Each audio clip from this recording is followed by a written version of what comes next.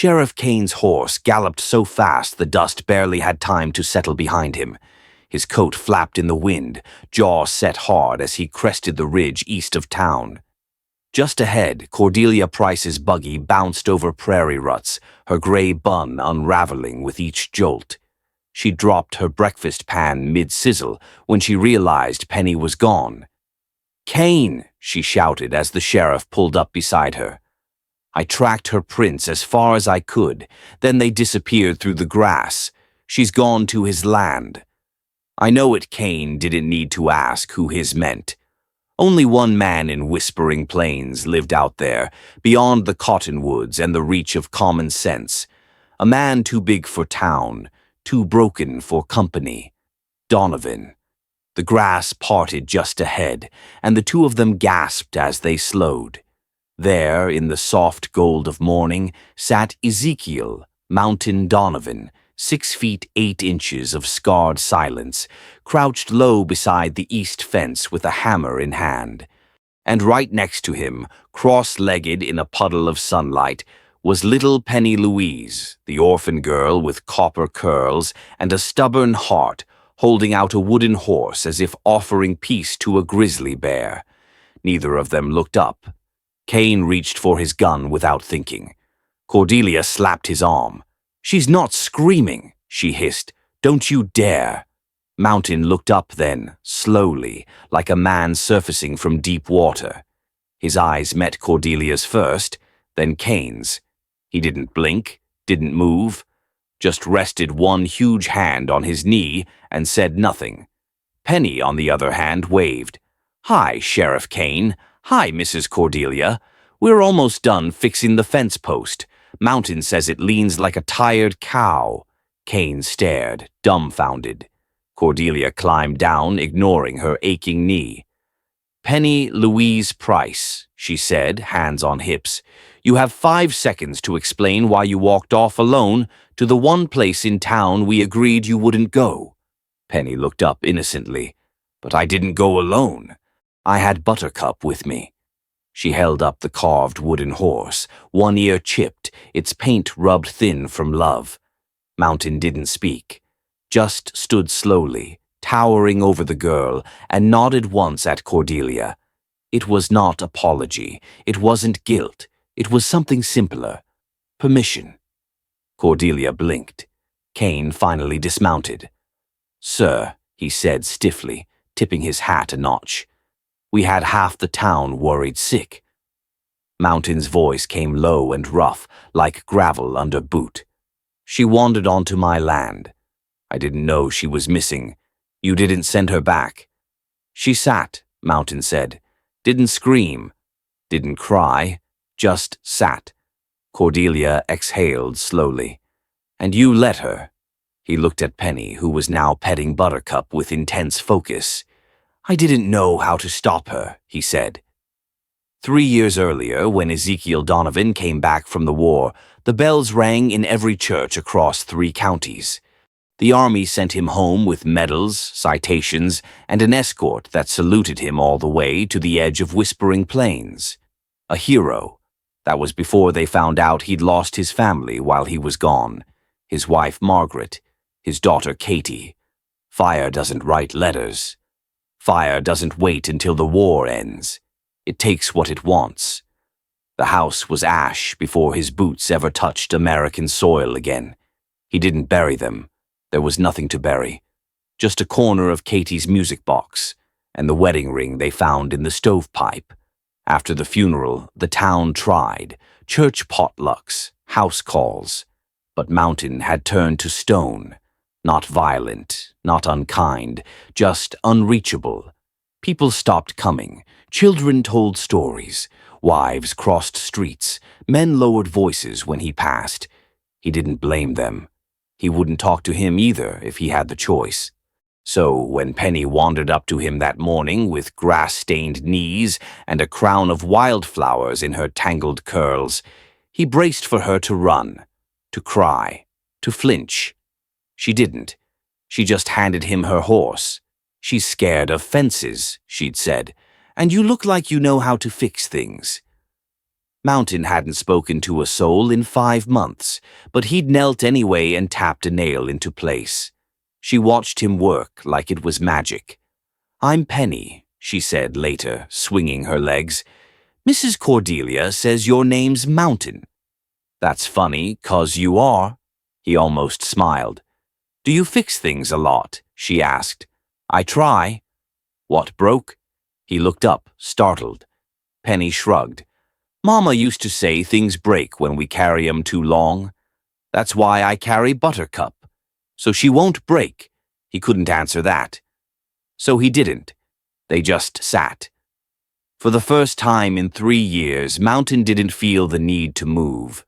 That night, Cordelia sat on her front porch with a tin of strong tea and hands that wouldn't stop shaking.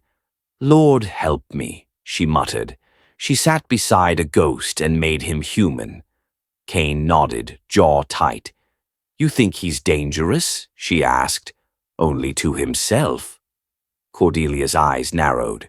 "Or to anyone who threatens that little girl." The next morning, Penny returned. Not with Buttercup, but with a tin pail full of cookies. Mountain watched her walk the length of his dirt path like she owned it.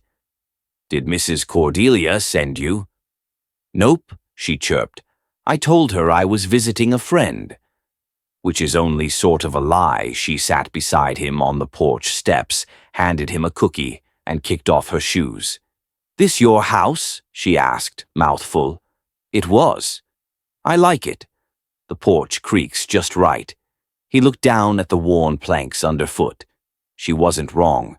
"I'm gonna fix it," he said. "Good. I'll help. You know how to hold nails?" "No, but I can learn." They sat. A man too big for company, and a girl too small to understand fear. In town, the whisper started before noon. Penny was seen leaving the Donovan homestead with dust on her dress and flowers in her hair. "She went back?" Minerva Walsh asked, scandalized. "She says he made her laugh," Cordelia replied coolly. "Made her laugh?" Minerva gasped. "That man hasn't spoken since Lincoln was in office." Cordelia stirred her tea. "Well, he's speaking now." That evening, Mountain opened the drawer by his bed and pulled out something he hadn't touched since the fire. A photo. Faded, worn. Margaret's eyes smiled up at him. Katie's curls, so like Penny's, froze mid-laugh. He stared at the photo, then at the small carved horse Penny had left on the porch railing, her version of a thank you. Beside it sat a second horse, smaller, cruder, one he hadn't made. He picked it up slowly. It was new, painted in soft white and dusty gold, its name carved underneath in blocky, childlike letters. Hope. And beneath the mane, tiny carved words in messy script, for Mountain. So you don't forget how to be brave. He didn't sleep that night, but for the first time in years he didn't mind. The knock came before dawn. Urgent. When Mountain opened the door, Kane stood there, eyes hard. "They're back," he said. "Men in suits." East Side, asking questions, offering money. Mountain stared at him. Kane nodded toward the carved horse behind him. "You'd better keep her close." Mountain stepped onto the porch. "Closer than you think." The sound of small boots crunching through gravel was the only warning Ezekiel Mountain Donovan got that morning. He was kneeling on the porch, replacing warped boards with a slow, deliberate rhythm. Sweat clung to the back of his neck. The wood groaned as he pulled out another nail. He didn't look up. Not at first. He didn't need to. The presence behind him wasn't danger. It was lighter than that. Curious. Familiar. A faint rustle of a tin pail, the smell of cinnamon, and the low hum of a child trying not to hum too loudly. Then a voice, clear and steady, right behind him. "I brought cookies." Mountain turned. There she was again. Penny Louise in her same faded blue dress, now a little more grass-stained, cheeks flushed from the walk, hair even wilder than the day before. She held out the pail like it was treasure, her other hand smudged with flour. You shouldn't be here, Mountain said. His voice came out like it always did, quiet and scraped dry from disuse. Mrs. Cordelia knows, she replied quickly, then hesitated. Well, she knows I'm visiting a friend. You told her that? She didn't ask who. Mountain grunted and turned back to the board he was setting. He heard the tin pail clink gently against the porch as she set it down. Then the soft sound of her sitting, her small back pressed against the porch post beside him. I stirred the batter all by myself, she added after a moment. Mrs. Cordelia said I should bring something if I was going to drop by again. I didn't ask you to. I know, she said, but you looked hungry yesterday. Your shirt's too big. When people don't eat right, they shrink. Like old apples, Mountain said nothing, but he felt her gaze linger on him like sunlight through the broken slats. Penny unlatched the pail and lifted out a small cloth. There's oatmeal, cinnamon, and sugar. They're still warm. Mountain's stomach reminded him he hadn't had breakfast again. Just bitter coffee and a hunk of bread he didn't bother to toast. You going to keep working, or are you going to eat a cookie I nearly burned my hands making? It wasn't sass. It wasn't pressure. It was just a 5-year-old being polite in the only way she knew. Mountain reached out and took one. It was slightly misshapen, the edges too crisp, the center just shy of fully cooked. But the smell was right, and when he bit into it, something deep inside him shifted. He remembered this. Oatmeal, cinnamon, the faintest hint of vanilla. Margaret had made cookies like this on Sundays, when the chores were done and Katie would dance barefoot in the kitchen, demanding the biggest one. His jaw tensed, but he kept chewing. Good, Penny asked softly. He nodded. They sat in silence for a while. The prairie wind blew dust across the dry grass, and somewhere in the distance, Goliath, his old horse, snorted near the water trough. The boards beneath them creaked now and then, reminding Mountain that time was still passing, even if he didn't want it to. Penny reached into her skirt pocket and pulled out Buttercup, her carved wooden horse. She placed it on the porch beside them and began making it gallop along the railing with small, bouncing motions. She's faster than wind, she said. Is that so?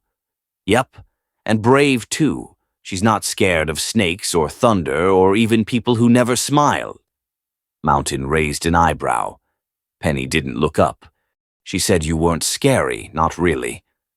Just quiet. Like a bear who's tired, Mountain stared at the girl, unsure if he was being compared to a grizzly or comforted. My papa used to be quiet like that too, especially after Mama got sick. He'd sit on the porch and carve things, just like you. I'm not carving. But you could be. You have those hands. What kind of hands? Papa hands. Mountain didn't answer. His hands, large and calloused, rested on his knees. Scarred from war, worn from building and tearing down. He used to shape things with them, furniture, fence posts, toys. Then he stopped. You know, Penny said, placing Buttercup upright. She doesn't like being alone. Neither do most things. Are you alone, Mountain? He stiffened. He hadn't expected that. Her voice wasn't nosy, just curious, like she was asking the clouds if they planned to rain or not. Yes, he answered simply. Penny nodded as if that made perfect sense. Sometimes I feel alone, even when I'm with people. But not with Buttercup. She remembers things I forget. I think that's what friends do. They remember the parts we can't. Mountain didn't know what to say to that. No grown-up had ever spoken to him that directly. And no child had ever come so close to the truth he tried so hard to bury. He picked up another cookie. They sat like that for an hour, just him and a little girl who didn't ask anything from him except the space beside him. She didn't try to fix him. She didn't poke at his grief. She simply existed in his orbit, like a steady little moon around a cold, silent planet.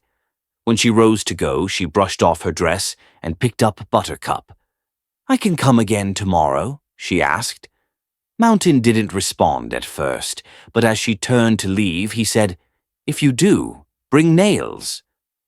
We're fixing the rest of the porch. Penny grinned. I can hold nails better than anybody.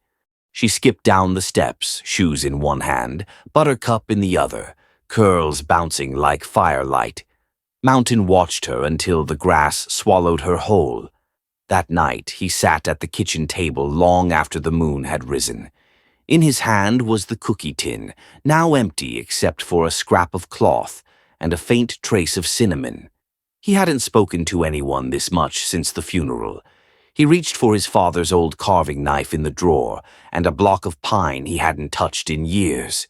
When dawn crept in, the shavings on the floor were soft and pale. In his hand was a new horse, not Buttercup, but different. Slimmer legs, tilted head, a mane flowing like it was caught mid-run. He stared at it for a long time. He hadn't carved anything since the war, since Katie. And he didn't know why, but for the first time in years, his hands didn't shake when he worked. Outside, the wind picked up. It carried dust and memory and the scent of new beginnings.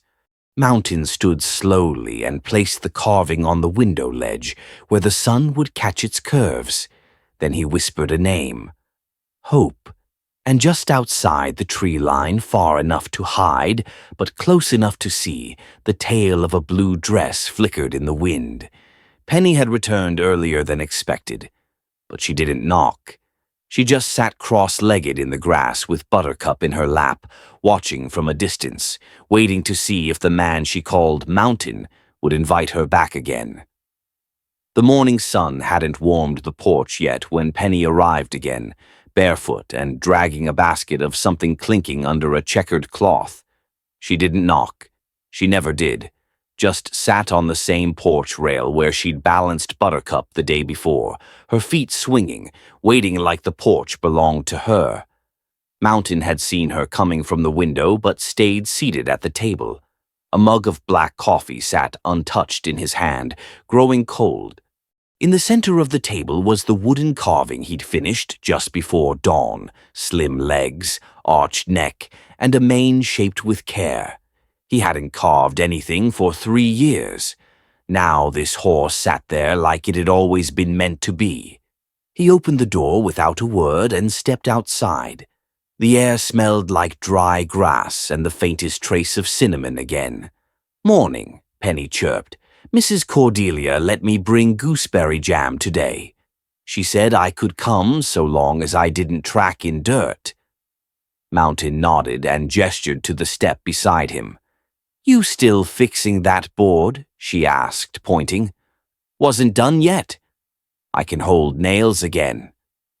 He handed her a tin of nails without a word, then reached inside the cabin for the carving. When he returned, he held it out, rough fingers wrapped around the smooth horse. Penny gasped, eyes wide. Is that for me? Mountain gave a short nod. She took it carefully, like it might melt. Her thumb ran along the carved mane, and her breath hitched just a little. She's perfect, she whispered. Better than Buttercup. Mountain lowered himself onto the porch. I'm gonna name her Hope, Penny said, because she looks like she's about to run straight into something good. Mountain didn't speak, just looked at her face freckles, a smudge of jam near her lip, and eyes full of belief. She stared at the horse like it was magic. She held Hope to her chest. Did you carve it last night? Yeah. Do you always make things when you can't sleep? No, he said, then softer. I used to. Did you make toys for your daughter? Mountain froze. Penny glanced up, immediately uncertain. Mrs. Cordelia told me a little. Just said your wife and little girl were gone. She didn't say how. Said folks should leave you be, but I figured maybe sometimes it's worse being left too much alone. His jaw worked, but no words came. It wasn't anger she'd stirred. It was something else. Something brittle. She had a name? Penny asked. Your daughter, I mean. Mountain stood and went back inside. For a moment, Penny thought she'd said too much, that maybe he wouldn't come back.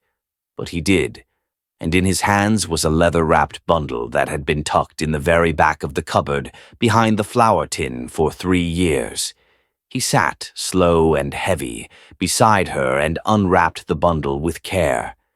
Inside was a faded photograph, cracked at the corners, the edges curling like leaves in the sun. A young woman with laughing eyes, a child in pigtails on her lap, no older than Penny. Both were smiling, frozen in time. "This was Katie," he said, "and Margaret." Penny looked at the photo a long time. "She looks like me a little," she said. "Same big cheeks. My mama said I have moon cheeks." Mountain gave the faintest of grins. Penny pointed at the picture. "You take that?" Mountain nodded. "One of the last ones." "What happened to them?" He paused, looked out past the fence line like the answer was somewhere out there. "Fever came through. Quick. I was working cattle out past the river. By the time I got home, it was too late." Penny's lips pressed together, her hands curled around Hope tighter. "I bet she knew you loved her," she said, soft. Mountain's throat tightened. "I should have been there." "You didn't leave on purpose," Penny said. She knew that. He didn't answer. His eyes stayed locked on the photo. Penny leaned against his arm gently. "When Mama died, I was mad. At her, at God, at everybody. Then one day I had this dream. She was rocking on the porch, singing like she used to. She looked at me and said, 'You can be sad, baby, but don't forget to live.' So I started bringing cookies to people, because sometimes the only way to feel like the world still matters is to act like it does." The words hit something deep in him, a dam that had held back too long. A tear slipped down Mountain's cheek. Not the kind born from pain, the kind that only comes when something long frozen begins to thaw. He reached out, gently brushed a crumb off the corner of the photo. "She would have liked you," he said. Penny smiled. "She already does." "She sent me here, didn't she?" They sat quietly again, the photo between them, Hope in Penny's lap, and a feeling in the air that neither quite understood, but both felt. He hadn't cried since the funeral. Not really. But now the tears came quiet and sure, not because of what was lost, but because, for the first time in 3 years, he felt seen, forgiven. Penny handed him the last cookie from her basket. "Tomorrow," she said, "you should show me how to carve." "Maybe we can make Hope a saddle." Mountain nodded, his voice thick. "Yeah, we can do that." Then she jumped up, wiped her hands on her skirt, and headed back toward the road. Halfway down the trail, she paused and called over her shoulder. "You should hang that picture up, Mountain. It doesn't belong in the dark anymore." He watched her disappear into the golden haze of afternoon. He didn't go back inside right away. He stayed there, holding the photo, the air sweet with gooseberry and sawdust. And when he finally stood, he walked to the mantel and placed the photo between 2 old horseshoes, in plain sight. He stood back and looked at it, not with sorrow this time, but with something closer to peace. And from the trail just beyond the fence, 2 unfamiliar riders were watching the cabin. One of them tipped his hat back, revealing a scar along his jaw. "Looks like the mountain's waking up," he muttered. The other man grinned. "About time." Makes it easier to knock him down again. The first time folks saw the 3 men ride into Whispering Plains, the dust hadn't yet settled on the morning sun. Their horses were sleek and well-fed, their suits too clean for trailmen, and their eyes moved through the town like they were measuring it inch by inch. They stopped in front of the saloon, dismounted in practiced motion, and drew the attention of every soul watching through shuttered windows. One of them wore a gold watch chain that flashed like a signal. Another had a scar running from temple to chin, partly hidden by his beard. The third, younger and thinner, carried a leather folio under his arm like a preacher with bad news. Sheriff Dobbs greeted them with a nod he clearly forced. "Morning, gentlemen. What brings you through?" The man with the folio stepped forward. "Name's McCallan. These here are Mr. Thorne and Mr. Rutledge. We represent the Western Line Railway Company. We've got a proposal for your fine town." "Ain't for me to decide," Dobbs muttered. "You'll want to talk to the landowners." "Oh," McCallan smiled. "We intend to." Mountain stood in the shadows of the general store's awning, watching. He didn't move, didn't blink, just studied them with the patience of a man who'd learned not to trust charm wrapped in expensive wool. That night, whispers floated down from the saloon's upstairs windows. Offers made, contracts drafted, maps unrolled over whiskey-soaked tables. McCallan's voice carried smooth and sweet, selling a dream of steam, commerce, and a future for your children. But Mountain knew men like them didn't offer futures. They bought them, then paved over what was left. 2 days later, they came to his cabin. McCallan knocked like a man who expected the door to open. Thorne leaned on the rail, picking his teeth with a matchstick. Rutledge stayed mounted, scanning the woods. Penny sat on the porch step with hope in her arms. She looked up as Mountain opened the door. "Mr. Donovan," McCallan said, tipping his hat, "may we have a moment of your time?" Mountain's eyes went to Penny, then back to them. "Talk. We've heard you own near 20 acres past the ridge. Beautiful stretch of land. Ideal for laying track." "No." McCallan's smile didn't falter. "Now, hold on. I haven't said what we're offering. You think it matters?" "Let me put it plain," Thorne growled, stepping forward. "We're building a line whether folks say yes or not. Easier for everyone if they do." Mountain's shoulders stiffened, but his voice stayed even. "You threatening me?" "No, sir," McCallan said, still smooth. "Just pointing out progress doesn't like to wait." Penny stood slowly and moved behind Mountain, eyes wide. "I said no," Mountain repeated, and stepped forward, his height casting shadow over McCallan. Thorne's hand twitched toward his belt. "Easy," McCallan warned. Rutledge dismounted and stepped toward the girl. "Cute little thing. Yours?" Mountain moved faster than any of them expected. In a blink, he was between Rutledge and Penny, hand on his belt knife. "You don't look at her. You don't say her name. You don't come back." There was a beat of silence where nobody breathed. Then McCallan chuckled and raised his hands. "Well, that's clear enough." They turned back to their horses, and Mountain didn't move until they were gone, dust trailing behind them like the stink of something rotten. Later that evening, Mountain sat at the table, the carving knife in his hand idle. Penny sat across from him, knees hugged to her chest. "They wanted to take your land," she said quietly. "They want to take the whole town." She watched him for a moment. "I think they were mad you said no." Mountain nodded. "They looked at me weird," she added, voice even smaller. His jaw tightened. "I saw. I'm not scared," she said quickly, but her eyes betrayed her. "You should be," he said, not unkindly. "Men like that, they don't walk away easy." She hugged Hope to her chest and whispered, "Then I'm glad you don't either." He looked down at the blade in his hand, then at the half-shaped block of wood on the table. "I'll teach you to carve," he said. Penny blinked. "Really? Every piece starts ugly, just takes time to shape it." A silence settled, safe for now but fragile. Then a knock at the door broke it. Mountain stood slowly, knife still in hand. Outside stood Sheriff Dobbs, his hat in his hands and sweat on his brow. "Evening, Mountain. I need to talk. Now's not a good time."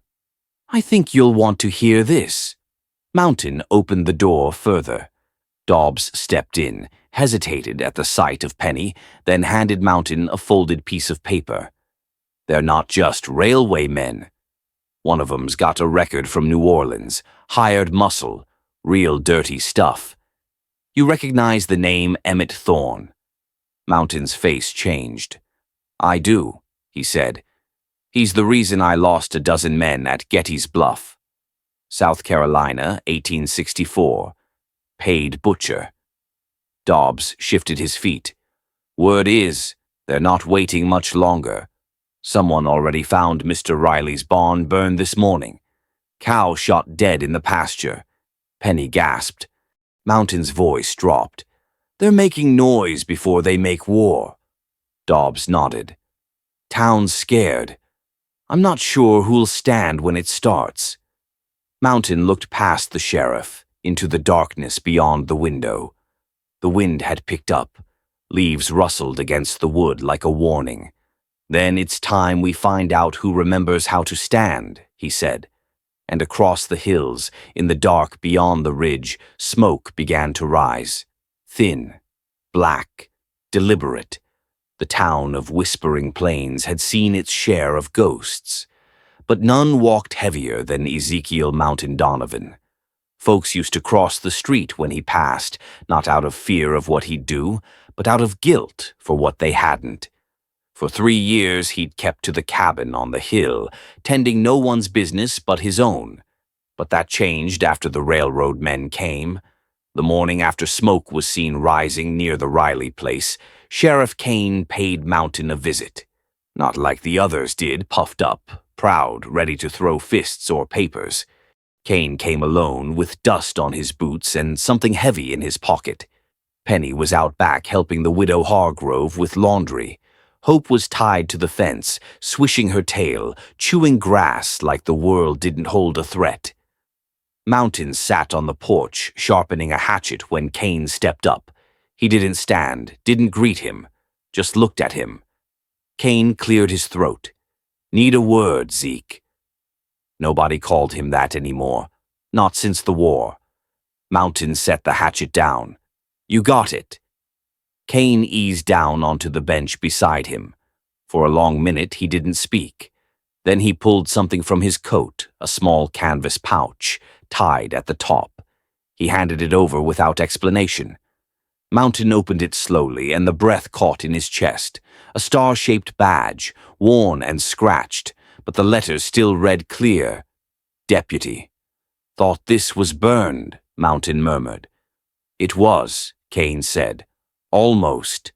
I kept it. Didn't feel right letting it go. Mountain stared at it like it might vanish. His hand closed around it, knuckles pale. Kane shifted forward, elbows on his knees. Zeke, these men ain't just land speculators. They're here for blood, for control.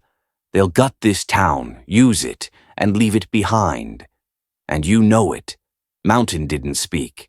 Kane went on. Folks remember what you were. Before you stopped talking. Before the war. You were the only one who ever made Perkins back down without a gun. You kept order with your hands in your pockets and a calm word. That man died out there, Mountain said. Kane turned, voice low. Then maybe it's time he came back. He stood and adjusted his hat. Badge is yours if you want it. Town won't say no. Hell, they've been waiting 3 years for you to say something. As he walked down the steps, he added without turning, We can't win this without you. That night, Mountain didn't light the fire. He just sat at the table, badge in one hand, carving knife in the other, but the wood block untouched. The shadows moved across the walls like ghosts of all the men he couldn't save. Penny tiptoed in from the back, her curls a halo in the moonlight. She held something behind her back. You okay? She whispered. Mountain nodded once, slow. Sheriff came by. I saw. He looked tired. He is. There was a beat of silence before she stepped closer. I made you something. She held out her small hands and opened them. In her palms was a flat stone, round and smooth. She'd painted it with clumsy, loving care. A tall brown shape that could only be a mountain. Beside it, a smaller figure with a swirl of dark curls. Underneath, the word H-O-P-E. Mountain took it gently, like it was sacred. He didn't speak for a long while. "You drew me," he said finally, voice rough. "And me." He traced the edge with his thumb. "You're a good artist," she grinned. "I know." Then, more serious, she added, "I think this town needs you." Even if they don't say it, Mountain's throat tightened. "I ain't the man I was." "You're better," she said softly. "You've been through fire. That don't make you broken. Just forged." He looked at her then, really looked, and something in his chest cracked open like thawed ice. He stood, crossed to the mantel, and set the stone beside the badge. Two symbols of who he was and who he might still become. Outside, a distant crack rang out in the night, like a branch snapping. But louder. Mountain froze. Another sound followed, a horse's panicked cry. Then a thud. He rushed to the door and threw it open. By the fence, Hope's reins hung loose. The horse was gone. So was the satchel with their food. Someone had come close enough to scare the horse and steal what they could. Mountain scanned the dark horizon, his body tense. He didn't know yet that it wasn't food they were after. It was her. The wind changed first. It came in low and fast through the cottonwoods, flattening the tall grass and bending fence posts like prayer. The kind of wind that whispered of something worse. The moon vanished behind clouds thick as wool, and the air turned sharp, like it could cut skin clean if you stood still long enough. Mountain Donovan felt it in his bones before the first sound came. He stood on the porch with his rifle slung low, eyes scanning the tree line like a wolf smelling fire. Downhill, the small white chapel glowed faintly. Inside were 10 children, their frightened breath fogging the stained glass windows. Penny sat in the front pew, clutching Hope's wooden leg in one hand and her own painted stone in the other. Sheriff Kane had told Mountain earlier that afternoon, "They're gonna make their move soon." Might be tonight, might be Blood Mountain just nodded.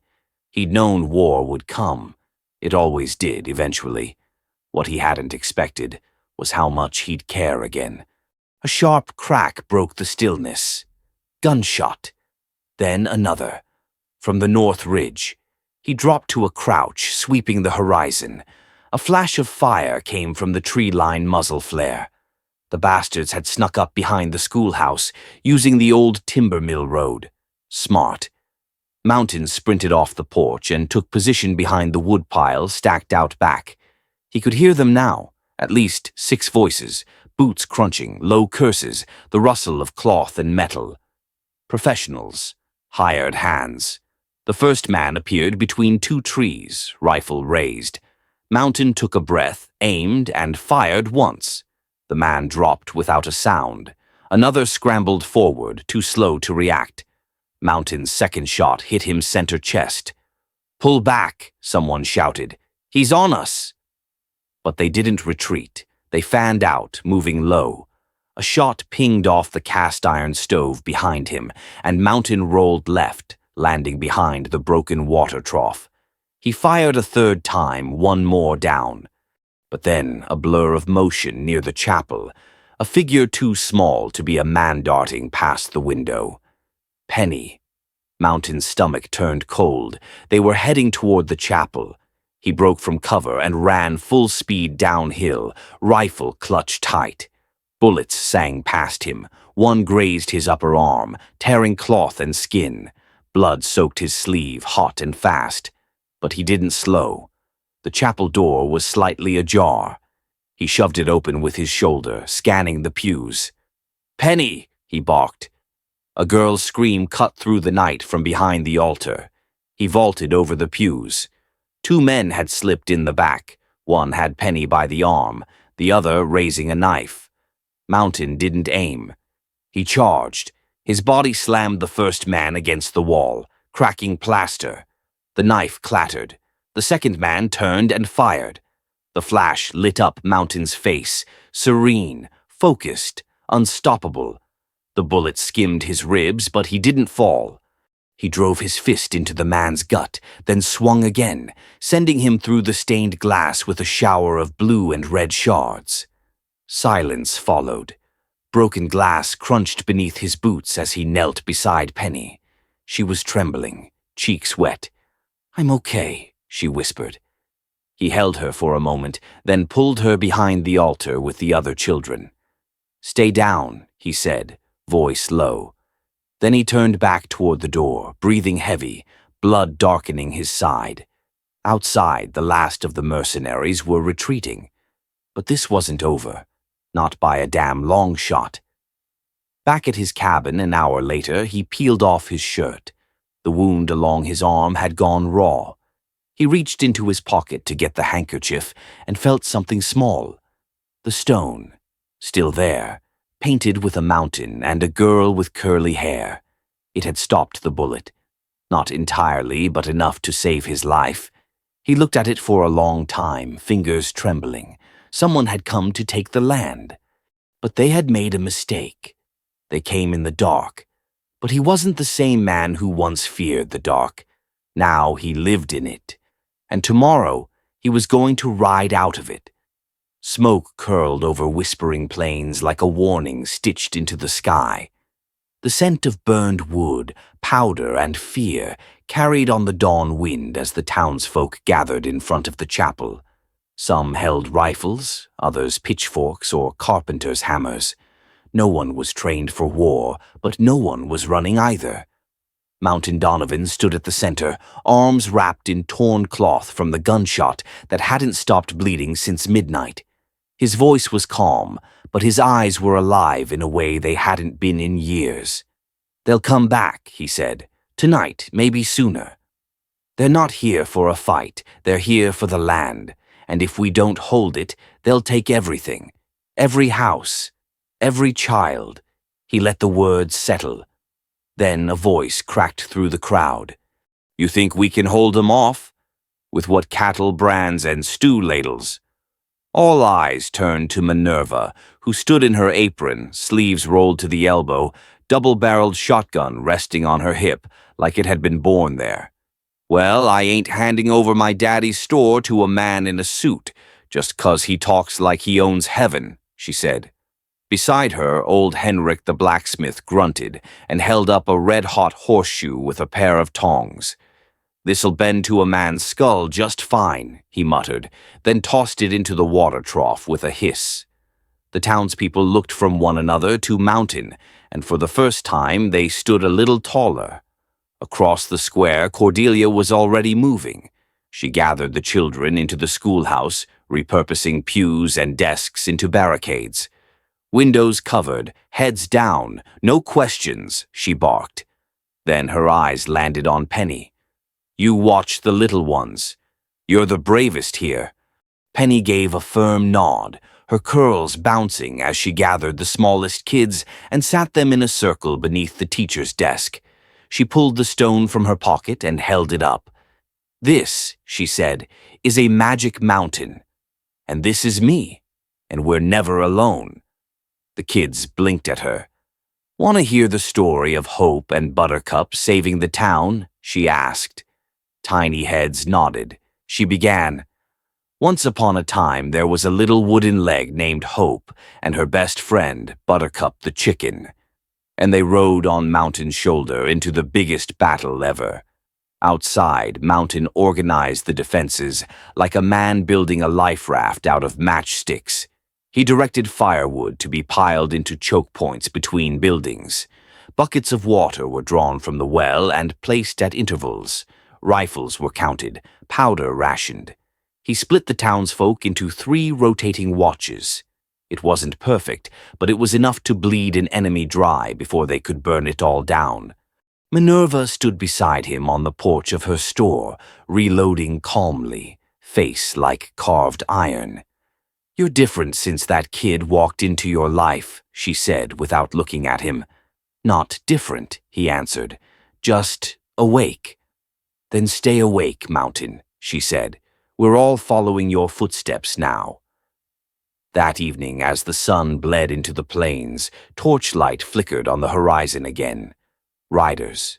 More of them this time. 20, maybe 30. Mountain climbed the steps of the church. Kane had gone to Pine Bluff for reinforcements, if he made it. Until then, this town was on its own. Mountain turned to the people, 50 men and women standing ready, trembling but rooted in place. If we fall tonight, he said, we fall with our eyes open. We fall standing, someone shouted from the back. No, we don't fall, not with you leading us. Then Penny's voice echoed out from the window, high and strong. Hope and Buttercup aren't scared of men in black hats. And neither are we. Laughter rippled through the crowd, nervous, real.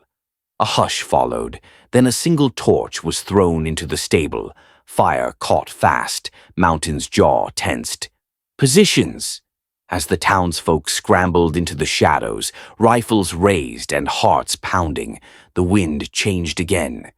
This time it blew toward them. Toward home. And as the flames rose behind them, Mountain reached into his pocket, felt the warmth of the painted stone, and whispered a prayer he hadn't said since the war. Let them come. We're ready now. The street was dust and silence. Morning light spilled down like judgment. No birds sang, no wind stirred. The only sound was the click of boots across the hard-packed earth. Blackwater. The man wore a dark coat that hung like a shadow, wide-brimmed hat casting a cut across his jaw. His revolver sat low on his hip, holstered loose, hungry. The kind of man who enjoyed killing, not for need, not for land, but for the way it made others tremble. He stopped in the center of the street, just in front of the saloon, and called out with a voice that scratched like broken glass. Mountain Donovan! You want this town? Come earn it. Behind windows and under awnings, the townspeople watched, guns loaded, hearts drumming. No one moved. Not Minerva, not Henrik, not even the children hiding in the chapel's cellar. They'd seen gunfights before, but this wasn't a gunfight. This was reckoning. Mountain stepped out of the sheriff's office. His shirt still bore the dried blood from the night raid. His right arm hung stiff from the torn muscle, but he walked like the ground obeyed him. Each step forward was a promise, silent, heavy, final. He didn't carry rage in his eyes, no fire, just something colder, a knowing. He stopped 20 paces from Blackwater. They stood facing each other, the town holding its breath in between. Why now? Mountain asked, voice low but clear. Blackwater spit to the side. You embarrassed me, old man. You made him believe in something again. I can't let that stand. Mountain's hand hovered at his hip. I ain't the one who needs to stand, he said, but I'll be the one left standing. Blackwater smirked. You talk like you're righteous. I ain't, Mountain said, but I ain't gonna let you burn another child out of her home. A beat passed, then another. Then the wind moved. Blackwater twitched first, but he didn't get the chance to draw. Mountain's hand moved like thunder rolling down a canyon. One shot, sharp, clean. Before Blackwater's pistol cleared leather, he was already falling, his chest punched open, coat flaring like wings cut from his back. He hit the ground in silence. A second shot cracked from a rooftop. Mountain turned instinctively, twisting to cover the chapel. The bullet hit, but not flesh. It slammed into the small leather-bound Bible tucked inside Mountain's vest, the one Margaret had given him on their wedding day. Her name still faint on the inside cover, written in a hand softer than the world had ever been to him. The book dropped from his chest with a thud, the pages torn, but no blood. He looked down at it for a moment, like he'd been struck by more than just a bullet. Then, Mountain, Penny. She burst from behind the bakery's crates, curls wild, cheeks flushed. She flew into his arms before anyone could stop her. "I knew you wouldn't lose," she said, clutching his neck.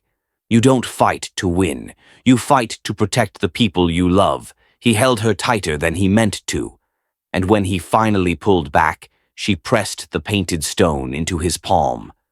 "Still warm," she whispered. Behind them, the townspeople emerged, slowly, cautiously. Some wept. Some stood straighter. Some touched the edges of their wounds like they hadn't noticed them until now. Cordelia came forward, tears in her eyes. "Is it over?" she asked. Mountain looked down at the man lying dead in the street. "No," he said, "but it's changing." He didn't say it, but they all knew. More would come. Greed always did. But now they had something they hadn't before. A man who'd already died once and come back not for vengeance but for hope. As Mountain turned to pick up the bullet-scarred Bible, the sound of horses echoed from the East Trail. A line of riders, Sheriff Kane at the front. But riding beside him was a woman Mountain hadn't seen in 7 years, Margaret, and in her arms, a boy, about 6. Dark curls, sharp eyes, the color drained from Mountain's face. Not all ghosts stay buried, and not all goodbyes stay permanent. 6 months passed like a slow sunrise over snow-covered hills. Time no longer clung to grief. It stretched itself out into warmth, into stillness, into something that felt almost like peace. The house sat on the edge of town, where wildflowers bloomed along the fence line and pine trees whispered their steady song. It was a simple white house, fresh paint, a wide porch, and a new wooden sign hung proudly from the gate. Donovan and Penny, home. Penny had picked the name. Mountain carved it by hand. He still rose before the sun most days, but now he brewed coffee for 2 and checked to make sure Penny's boots were by the door. She was always up next, barefoot, wild-haired, dragging her school slate across the kitchen table with chalk already on her fingers. Cordelia came by often, sometimes with fresh bread, sometimes with herbs for the garden, and once, without warning, with a puppy in a basket. A scrappy, mud-colored mutt with one white ear and more energy than sense. Penny named him Sheriff. "He's gonna need a deputy," Mountain had said dryly when the pup tried to chew through the porch post. "Then you better train him," Cordelia replied, handing him the leash and smiling. Their conversations had changed. Fewer walls, fewer silences. He no longer watched the door when she spoke. She no longer walked on eggshells. Something had shifted, grown.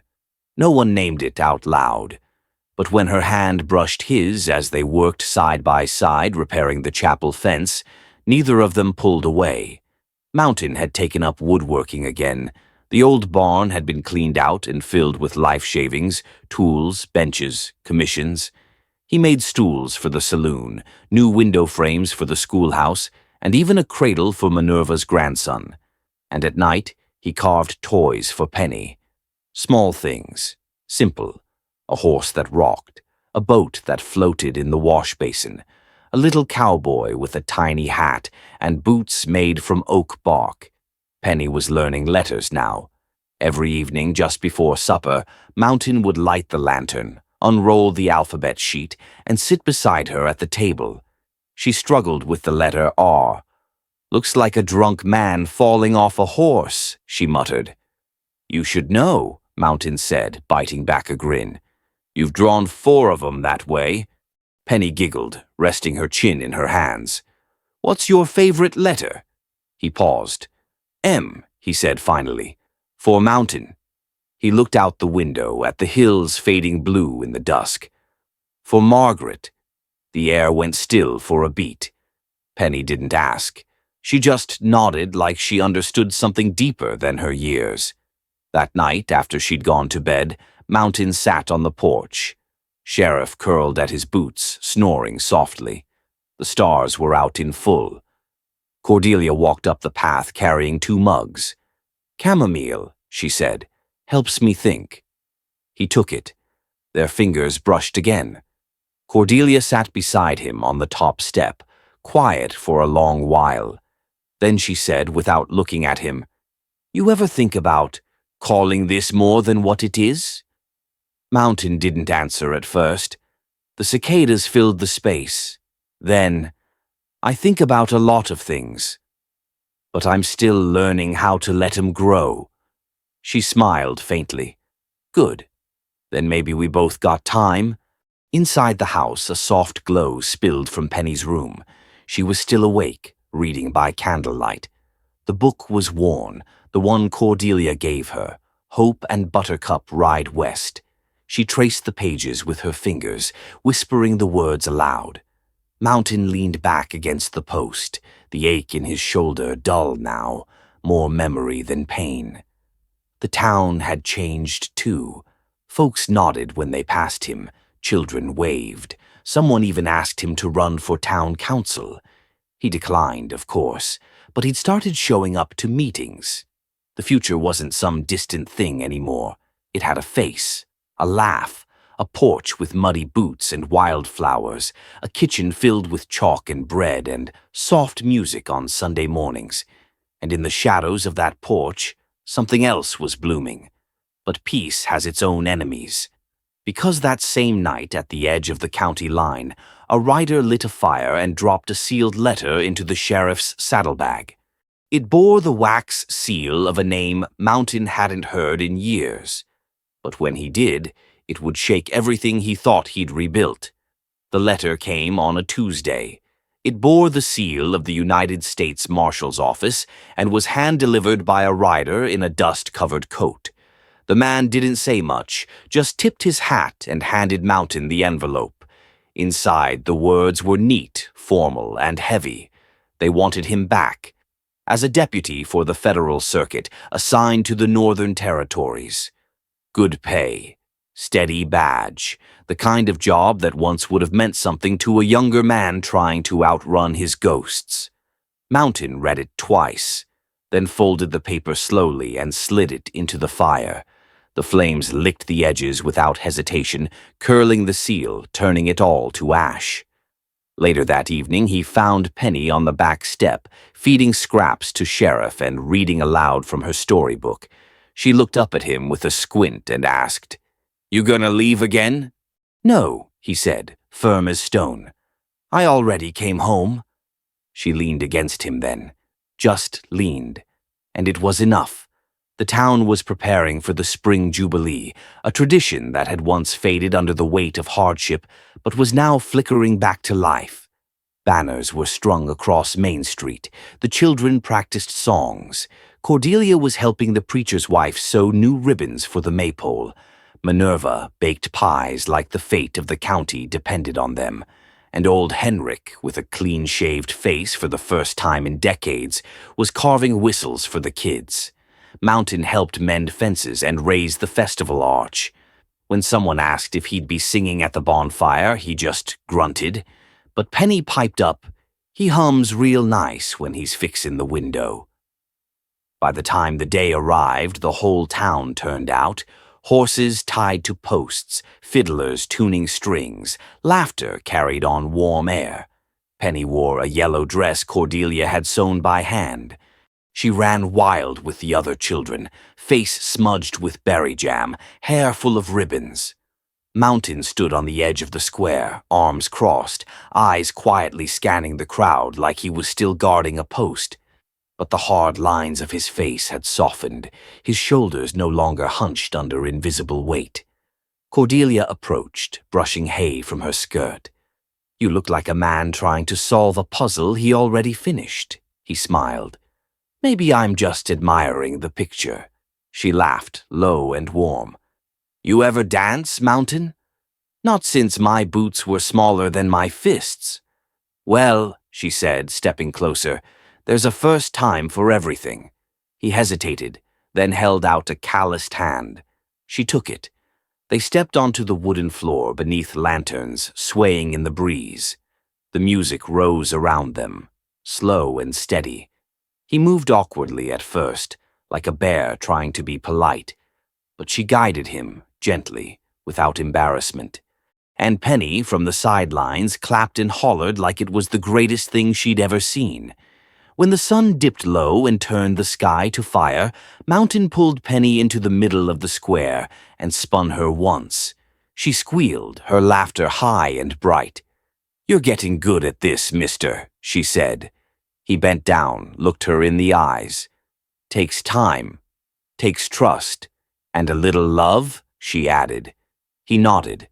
That night, after the lanterns dimmed and the music faded into crickets, they walked home together. Penny rode on Mountain's shoulders, half asleep. Cordelia walked beside him, holding his arm. The white house stood quiet, warm light in the windows.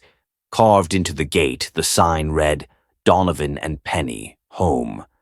But Cordelia had added something new, a small wooden plaque beneath it, freshly painted. "Cordelia's Kitchen, open hearts welcome." Mountain saw it, stopped. His voice was rough. "You put that there," she nodded, eyes soft.